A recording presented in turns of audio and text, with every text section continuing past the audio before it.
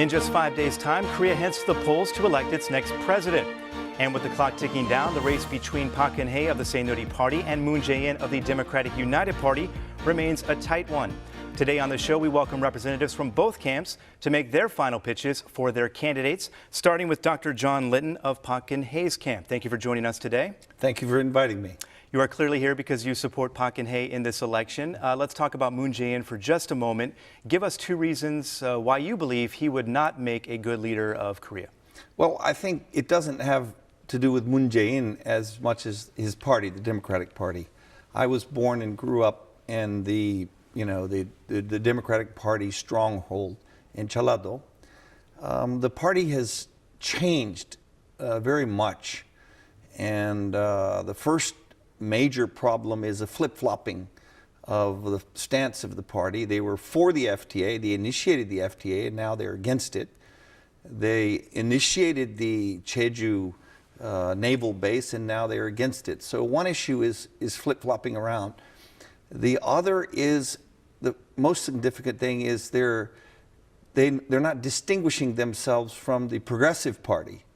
And I must remind you that the Progressive Party, some of the members are refusing to sing the Korean national anthem and pledge allegiance to the Korean flag. So these are some fundamental, not right and left, but whether you're a Korean or not. And the party is not saying that they condemn this or go for it. It's unclear.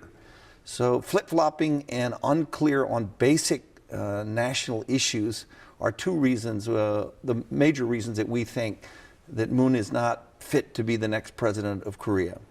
And let's talk about Park Geun-hye now. Corruption, an issue very important to the Korean people. Park Geun-hye has pledged to root out corruption should she become president, but something that's become an issue of late is this 600 million won that Park received from her father, Park Chung-hee's secret fund, money that was provided by former President Chun Doo-hwan. Doesn't that send a mixed message, her taking the money and then... I think we need to look at the total picture. Park Chung-hee did not take money as Chun Doo-hwan dictator and No Tae-woo did. I mean, hundreds of thousands times that amount was stolen from the coffers, from the national treasury, or through bribery. And Park Geun-hye, the amount Park Geun-hye received from the Chun Doo-hwan government was not, Park Geun-hye did not actively take that money. So I think we need to look at the total picture that Park Chung-hee was a very clean politician, although he was hard on human rights, and there are some issues there. But overall, he was one of the cleanest politicians that Korea's had, and his daughter Park Geun-hye has had that record. And in her political life, she has never been brought down or allegations other than this money that was given to her before she went into politics, I might want to add, was brought up. So I think this is, it is a large sum of money, but in English, I would say, stop nickel and diming the issue. It's not that significant. Why should the Korean people feel confident that Park Geun-hye is going to be successful in rooting out corruption, which is such a problem here in this country? Well, I think the corruption problem has gotten much better in Korea overall since I was a kid. I was born and grew up here. Our family's been here nearly 120 years. The corruption issue, for it to be finally rooted out, we frankly need a woman president to do this. I mean, we've had, opposition, ruling party presidents. We've had, we've had all kinds of presidents. They've all been men. And either the presidents themselves or their family members have been into corruption.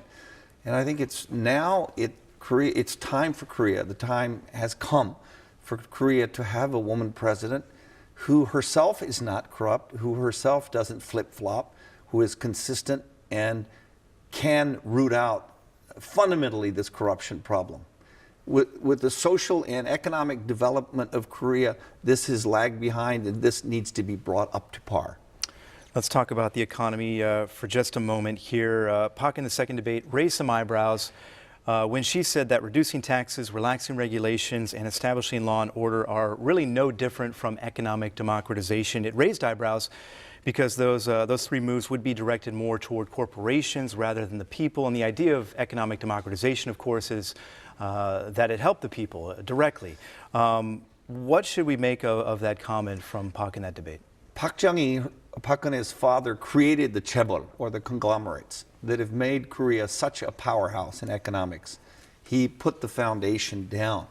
Now the chaebol are a little bit unruly, or they're not playing by the rules, and that is what the people, the population, is very concerned about. I think it's a misinterpreted comment. Her comment towards the chaebol is she's going to make them go by the rules. Korea has plenty of rules and regulations. Nobody has applied them. So Park Geun-hye is saying she will keep her promise and make the chaebol behave within the law. Now, for the small and medium-sized businesses, she's talking about relaxing regulations and encouraging growth so that more people will be employed and Korea will be more prosperous. And the idea, basically you're saying that her comments were misinterpreted. She didn't misspeak, that they were misinterpreted. They're as taken being... out of context. Okay. I want to turn now to two questions that Moon Jae-in's camp sent to us to ask you, starting with this, and I read this here, quote, "The Saenuri Party is denouncing Moon Jae-in's plan to establish a coalition government as political collusion to divide the country's power in an attempt to win votes. If so, how should the Saenuri Party's merger with the minor conservative Advancement and Unification Party, as well as joining forces with Han Hwa-gap and Lee Hae-chan, be categorized?" I think it's a fundamental difference. Coalitions don't work in Korea. The An Chol-soo thing is all broken apart. But if you go back to President Yoon Bo-sun and Prime Minister Chung, that coalition didn't work. DJP didn't work. Chung Mong-jun and Roh Moo-hyun didn't work.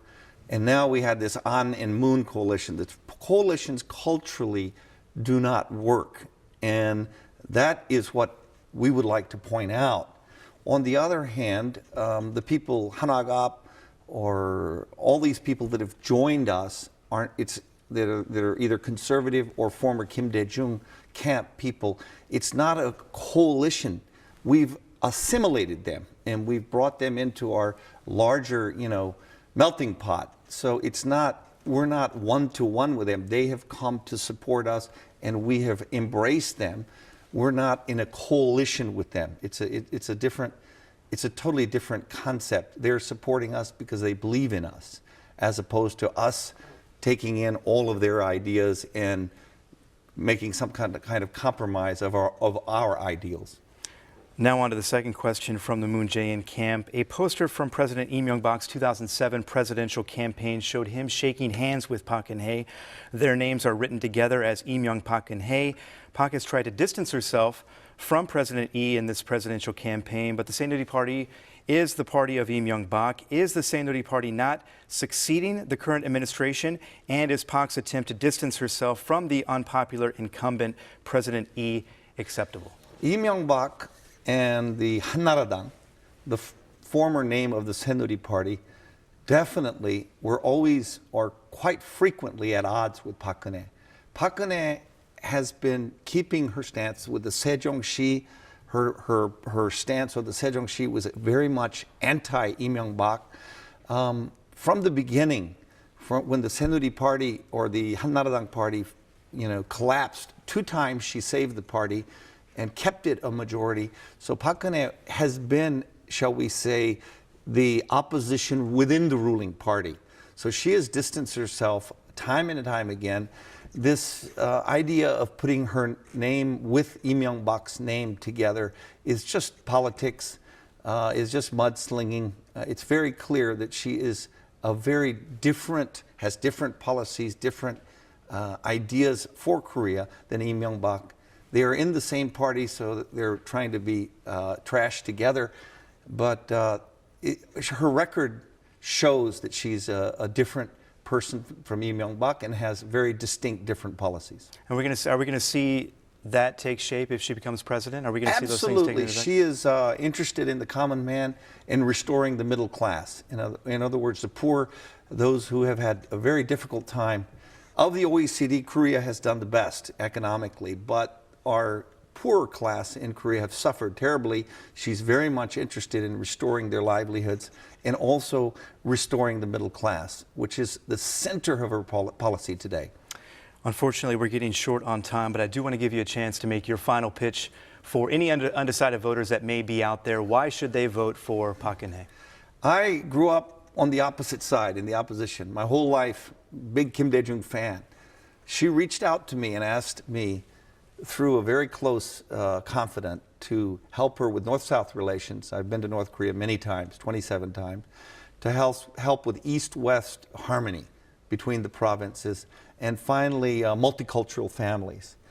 I think people should think about how visionary she was to reach out to somebody across the shall we say, across the line and say, would you help me with this? I was profoundly, pleasantly surprised by this, took her offer, and have been working very diligently within the Saenuri Party so that, you know, we are more of a embracing party. And Park Geun-hye is seeing this dream. She's already said that the coalition committee will continue if she gets elected, which means she stands for it. She's going to continue it even after, hopefully, she is elected president of this country. Dr. John Linton, thank you very much for making time to speak with us today. Thank you.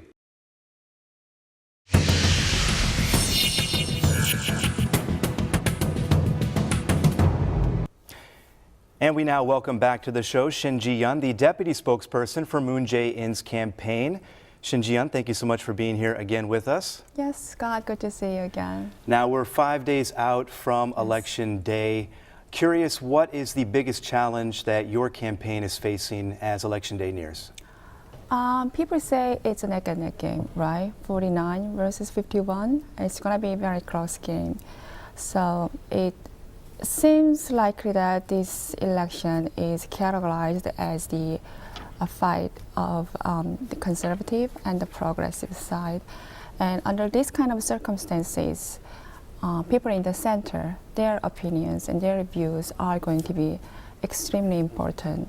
So we want to persuade the people in the center who do not support the UP, just vote for Moon Jae-in. That's going to be our biggest challenge, that to persuade the people in the center to have the strong support in favor of Moon Jae-in. To get out and vote, essentially. To get out and vote, yes. Now, we know Moon Jae-in's going to be very busy on the campaign trail, talking to those voters over the next few days. We know you support Moon Jae-in in this campaign. Curious, though, as to why you believe Park Geun-hye should not be the next leader of South Korea. Give us 2 reasons for that. Actually, I'm not here to criticize, or I'm not here to explain to the voters that why Ms. Park should not be the president. Rather, I'm here to show the voters why Mr. Moon should be the president of South Korea. So, I mean, Mr. Moon was born in a very poor family. He is from a refugee family, and he has been a student activist fighting against the dictatorship when he was young. And he has been a human rights lawyer for the entire his life. So that says a lot of things about his personality and his mentality. His life says a lot of things. His background explains to you that he knows and understands these pains and sufferings and difficulties and problems to be faced by ordinary people, hardworking middle-class people every day. But in contrast to him, I'm skeptical about Ms. Park's understanding of these so-called ordinary people, because she wasn't there. She didn't have any hands-on experience as a member of the ordinary people who has these everyday challenges to face the life. You think she's out of touch, essentially? Yes, essentially it is, right? And second, Leadership in the next century, for the future, is going to be basically a companionship on an equal footing. As a president, you are not superior. You are going to talk to your people and you can communicate with your people. That's why Mr. Moon, yesterday, he announced that he's going to move his office from the Blue House to the Gwanghwamun office so that he can have the contact with the ordinary people every day. He can just go out the street and he can have beer when he's done with his work every day. So that's the communication with the ordinary people is very important, and I don't think Ms. Park is good at it. I'm wondering whether she has the communication skills with people or a willingness to even communicate with the ordinary people surrounding her. You're talking about something that Moon Jae-in spoke about in the first debate. He said that if he were to become president, Yes. he would like to reduce the powers of the president, which is something that you're sort of brushing on here. I'm curious more about that, though. Can you explain that for us? What does he mean by that exactly? Okay. The Korean presidential system is sort of abnormal in some ways because, in the beginning, the first part of your presidency, this president has power, something like an emperor. He is prevailed for everything. And then as time goes by, in the latter part of the presidential term, the president is just becoming a serious lame dog. He doesn't have anything to control. So that's a serious problem. So what Mr. Moon addressed in his first televised debate was that he is not going to act like an emperor. He is going to share reasonable balancing of the power among the relevant parties. He is not going to make decision of his own. Well, of course, he's not acting an advisor. He is a tough man. He's soft but strong. So whenever he needs to be determined and decisive, he is like that. But he's not going to manipulate everything on his own. So he's going to have this consultation with the people who can give advice to him. Regarding Chaebol reform, a very hot topic in this election, there are plenty of experts out there that doubt that reforming the corporate structure, as Moon has proposed, is possible considering the economic environment right now. They say Moon's policy pledges are not attainable really in this environment right now. Why should voters believe that Moon is going to succeed in achieving true Chaebol reform where others have not succeeded, where they have tried but not succeeded? Okay. Scott, just remind that the crisis has been there all the time. There was no time that people say that it's easy and you can just enjoy yourself because the economy is good. Economic crisis has been there whenever since the Korea was established.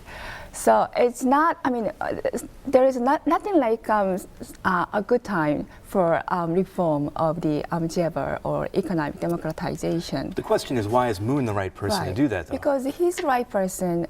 He believes in democracy. And economic democratization gets along with political democratization. Without belief in political democracy, you just cannot pursue economic democratization because that's based on fairness and equity of the values and all those people's desires. That's why Ms. Park, she is just trying to make a cosmetic change. That's why she has this limitation and restriction in pursuing economic democratization because she lacks the belief in political democratization as well. So that's why Moon is the right person to do this. Now it's time to ask two questions that we got from the Park Geun-hye camp directly addressed to you. And we'll start with the first one. It has to do with North Korean defectors. When there was a demonstration against forced repatriations of North Korean defectors from Chinese territory, former lawmaker Park Sun-young staged a hunger strike.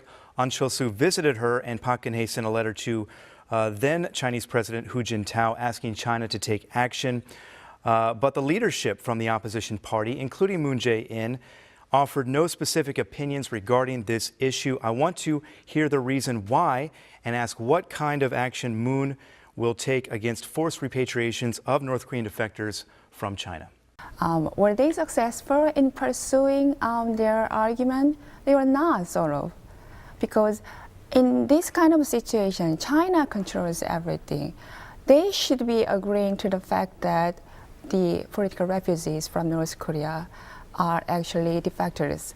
So without cooperation and collaboration of the Chinese government, you cannot make anything. That's nothing to be accomplished. So here, under the current administration, there was no good relationship and no direct communication channel between the Korean government and the Chinese government. So that's why that issue was not handled successfully. So Mr. Moon is, of course, he admits that these defectors are political refugees. But still, you need to pursue an effective resolution to make this issue settled. And his belief is that you just cannot make resolution of the issues just going out to street demonstration and shouting and crying like that. You need to contact the Chinese government and you need to have collaboration and communication and dialogue. Yes, diplomacy is the most important. You need to work with Chinese government to do this. The second, Moon Jae-in pledged to introduce a ceiling of 1 million won per year for medical expenses. That will cost 90 trillion won per year. What methods does Moon Jae-in plan to take to secure revenues for that? Okay, let me correct the number. It's not 90 trillion, it's 8.89. It's not 9 trillion, 8.5 trillion to be precise. And just let me remind you that under the current Lee Myung-bak administration, there was a huge tax cut for the rich and the big conglomerates, and it was 100 trillion Korean won. And plus for river refurbishment project, they spent 22 trillion Korean won. And the total sum is 122 trillion Korean won. It's extremely huge amount of money. And I said 8.5 trillion money is going to required to have this ceiling for the under medical expense. So with that 122 trillion Korean won, without spending those kind of money for the unnecessary, unpointed, ineffective projects like for river projects, we can have financing for to support those kind of projects. So it's not going to be any problem. And this keeps coming back to the issue of where is all this money going to come from, which is a question that has been asked and will continue to be asked for the next few days. We are unfortunately running out of time, but I do want to give you a chance to make your final case to the voters who may be undecided right now. Why should they vote for Moon Jae-in? Okay, very good. Just forget everything else and remember one thing.